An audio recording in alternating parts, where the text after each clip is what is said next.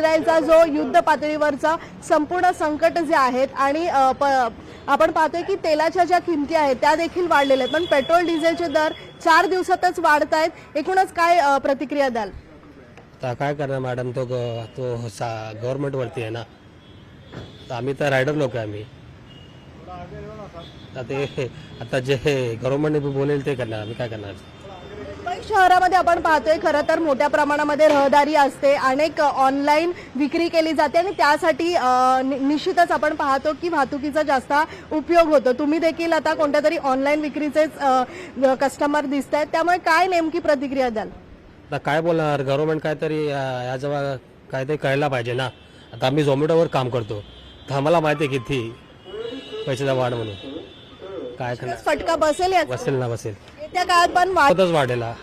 आत्ता काय बोलतात, कुठेतरी चिंतेचीच बाब आहेत. आणखीन काही सर्वसामान्य आहेत. काय सांगाल, पेट्रोल डिझेलचे दर हे पुन्हा एकदा वाढलेले आहेत? नशीब समजा कोणते इलेक्शन नाही आहेत म्हणून काय सांगतील की काय होईल काय नाही अजून पुढे. मग गव्हर्नमेंट मुळात सांगत नाही खरं काय आणि खोटं काय आहे ते.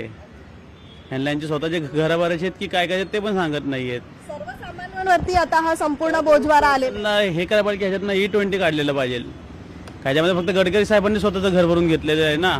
E20 टाकून आमच्याच इंजिनचं आहे असं एक सांगा फायदा की त्यामध्ये E20 इंधनचं आहे आणि तीच कंपनी त्यांच्याच आहे स्वतःची. काय फायदा मान. रस्त्यांची तर व्यवस्था तुम्ही बोलूच नका. ह्याच्यावरती कोणाला काय बोलायचंच नाहीये. काय आता एवढे सगळे कांड होतात त्याच्यामध्ये मीडिया, आता काय माहिती मीडिया कोणासोबत सपोर्ट करते. अगदी 3 ते 4 दिवसामध्ये 3 रुपयांनी ही वाढ होणं म्हणजे किती चिंतेची बाब आहे.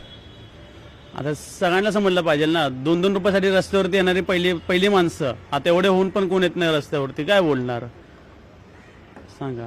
परवडणारा आहे भविष्यात आणखीन पेट्रोल डिझेलचे दर वाढणार आहे? नाही परवडणार. सर्वसामान्यांना जमणारच नाहीये ना. काय बोलणार आपण त्यांना. आता चिंतेचीच बाब म्हणावी लागेल. नवीन दर जे आहेत ते आपण इथे पाहू शकतो. खरं तर